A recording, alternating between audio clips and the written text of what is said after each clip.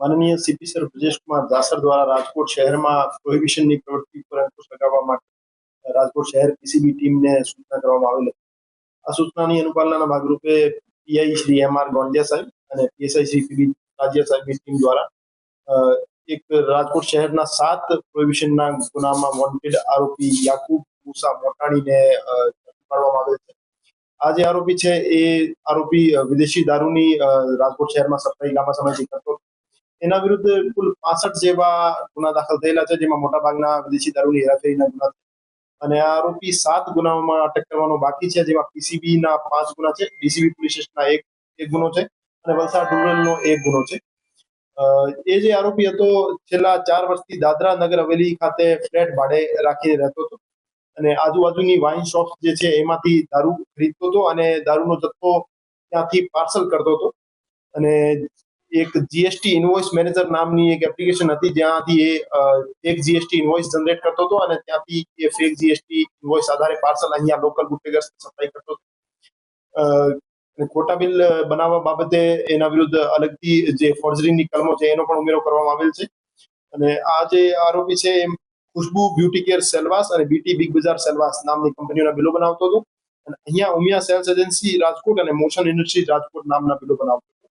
તો એ રીતે એ ફોર્જરીની સાથે વિદેશી દારૂની સપ્લાય કરવાનું કામ કરતો હતો. એ આરોપીની અત્યારે ફર્ધર રિમાન્ડ મેળવી પૂછપરછ ચાલુ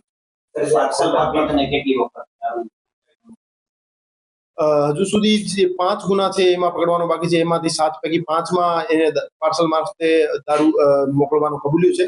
પણ અમારું માનવું છે કે જૂના પણ અગાઉ પણ જે ગુના દાખલ થયેલા છે એમાં પણ પાર્સલ મારફતે એને સપ્લાય કર્યું અને એના સહ આરોપી છે એ બાબતે અત્યારે રિમાન્ડ મેળવી પૂછપરછ ચાલુ.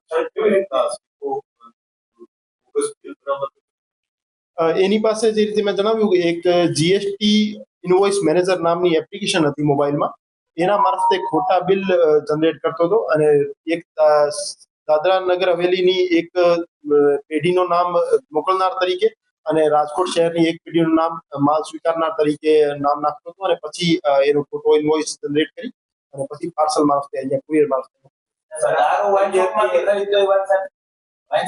હા, મોટા ભાગનો જે દારૂ છે આજુબાજુની વાઇન શોપમાંથી લીગલી ખરીદેલો છે નાના નાના જથ્થાઓમાં અને એકાદ એનો મોટો સપ્લાયર છે એ ઇલીગલી એમને ખરીદેલો છે, એનું નામ ખોલવામાં આવશે.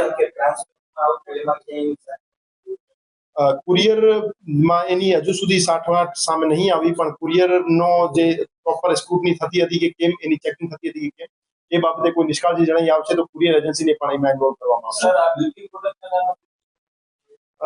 મોકલનાર તરીકે એ 2 કંપનીના બિલો સામે આવ્યું છે, જેમાં ખુશ્બુ બ્યુટી કેર સેલવાસ અને બીટી બિગ બજાર સેલવાસ એ 2 એજન્સીના નામ ઇન્વોલ્વ કરતો હતો અને માલ લેનાર તરીકે ઉમિયા સેલ્સ એજન્સી અને મોશન ઇન્ડસ્ટ્રીઝ એ 2ના નામ.